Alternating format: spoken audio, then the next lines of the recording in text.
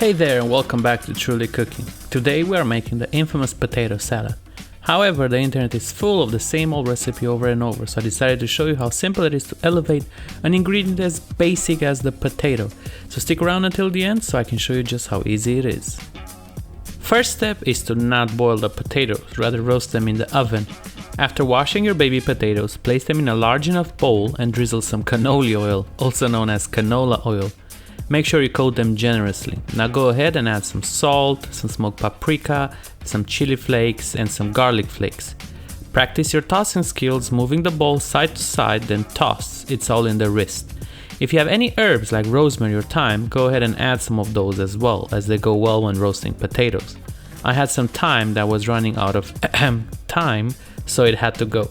Grab a baking tray lined with parchment paper and add your potatoes, some cute red onions, some red pepper for sweetness and some fresh corn for some extra color and texture.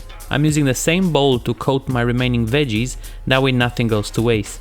Place in an oven that was previously heated at 100 degrees Celsius with the fan on.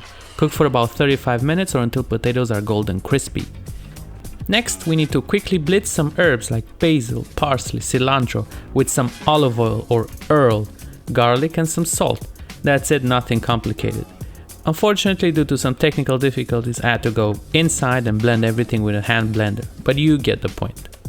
The sauce we're making now will be the dressing for our roasted potato salad. We just have to incorporate the green stuff into the mayonnaise, give it some whiskey business and let everybody get to know each other. This is a cool way of getting rid of some of the herbs you keep forgetting at the bottom of your fridge somewhere. Yeah, you know who I'm talking about. You can make a vinaigrette, a pesto, a dressing and so on. Okay, back to our whiskey business. Add some salt and the juice of 1 lime. Give that a taste and adjust to your desired flavor. I like mine pretty tangy. The newly formed dressing must be nice and loose, not too thick and also not too thin. Alright, grab a stalk of celery and start dicing it up. The same goes for the green onion and place it in a large mixing bowl. You are free to add any type of vegetables you like and prefer. I wanted to add raw green onion and celery for texture and color. You'll notice if you watch my other videos that I like to talk about color and texture all the time. Everything has to be balanced in cooking, just like how everything has to be balanced in life. My oven timer went off and oh my word, look at those sexy little things.